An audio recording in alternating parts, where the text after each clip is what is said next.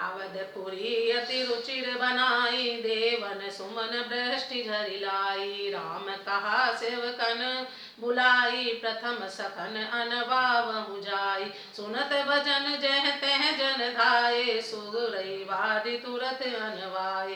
पुनि करुणा निधि भरत हकारे, निज कर राम जटा निरुवारे। अनवाये प्रभु तीनऊ भाई, भगत बचल कृपाल रघुराई। परत भाग्य प्रभु कोमलताई, शेष कोटि सत सकहि न गाई। पुनि निज जटा राम बिबराए, गुर अनुशासन मागी नहाए। करि मज्जन प्रभु भूषण साजे, अंग अनंग देखि सत लाजे। सासुन सादर जानकहि, मज्जन तुरत कराई।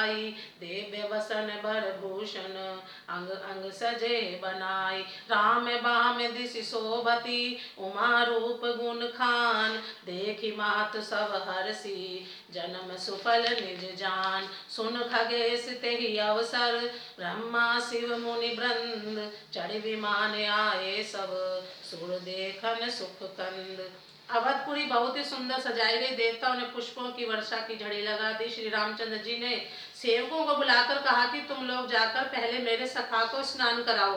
भगवान के वचन सुनते ही सेवक जहां तहां दौड़े। तुरंत इन्होंने सुग्रीव आदि को स्नान कराया। फिर करुणा निदान श्री राम जी ने भरत जी को बुलाया, उनकी जटाओं को अपने हाथ से सुलझाया। तदनंतर भक्तवत्सल कृपालु श्री रघुनाथ जी ने तीनों भाइयों को स्नान कराया। भरत जी का भाग्य और प्रभु की कोमलता का वर्णन अरबों शेष जी भी नहीं कर सकते। फिर श्री राम जी ने अपनी जटाएं खोली और गुरु जी की आज्ञा मांग कर स्नान किया। स्नान कर प्रभु ने आभूषण धारण किए। अनेक उनके सुशोभित अंगों को देखकर सैकड़ों असंख्य कामदेव लजा गए।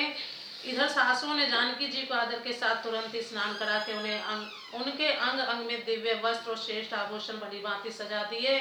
श्री राम के बाईं और रूप और गुणों की खान रमा श्री जानकी जी शोभित हो रही। उन्हें देखकर सब माता अपना जीवन जन्म सफल समझकर हर्षित हुई। काकभूषुंड जी कहते हैं, पक्षीराज गरुड़ जी सुनिए, उस समय ब्रह्मा जी शिवजी मुनियों के समूह तथा विमानों पर चढ़कर सब देवता आनंद कंद भगवान के दर्शन करने के लिए आए। प्रभु बिलोह की मुनि मने अनुरागा, तुरत दिव्य सिंहासन मागा। कवि सम तेज सोबरनी न जाई, बैठे राम द्विजन सिरुनाई। जनक सुता समेत रघुराई, देखि प्रहर से मुनि समुदाय। वेद मंत्र तब द्विजन उचारे, नव सुर मुनि जय जयति पुकारे।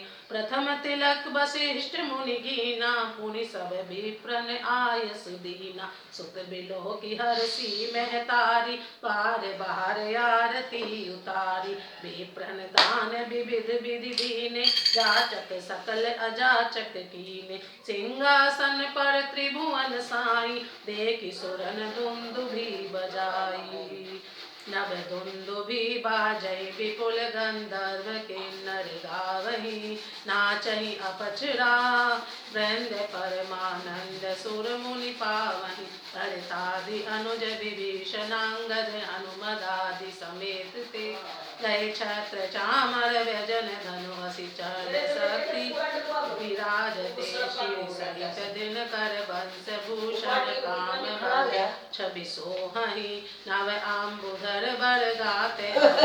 पीत सुर मन मोहहि, मुकुटांग दादि विचित्र भूषण। अंग अंग निप्रति सजे, अम्बोज नयन विशाल। उर्भुज धन्य नर निरखंति जे।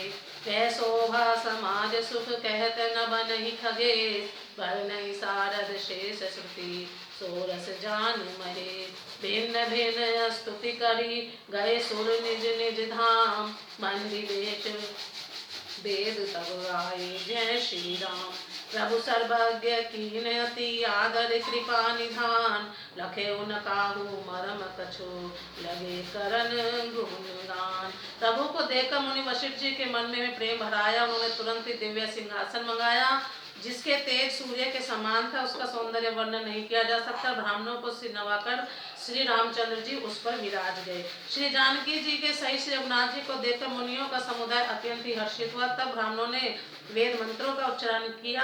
आकाश में देवता और मुनि जय हो ऐसी पुकार करने लगे। सबसे पहले मुनि वशिष्ठ जी ने तिलक किया, फिर उन्होंने सब ब्राह्मणों को तिलक करने की आज्ञा दी। पुत्र को सिंहासन पर देखकर माताएं हर्षित हुई और उन्होंने बार बार आरती उतारी। उन्होंने ब्राह्मणों को अनेकों प्रकार के दान दिए और संपूर्ण याचकों को अयाचक बना दिया, माला माल कर दिया। त्रिभुवन के स्वामी श्री रामचंद्र जी को अयोध्या के सिंहासन पर विराजित देखकर देवताओं ने नगाड़े बजाए। आकाश में बहुत से नगाड़े बज रहे हैं, गंधर्व और किन्नर गा रहे हैं, अप्सराओं के झुंड नाच रहे हैं। देवता और मुनि परमानंद प्राप्त कर रहे हैं। भरत लक्ष्मण और शत्रुघ्न जी, विभीषण, अंगद, हनुमान और सुग्रीव आदर सहित क्रम से छत्र, चमर, पंखा, धनुष, तलवार, ढाल और शक्ति लिए सुशोभित हैं।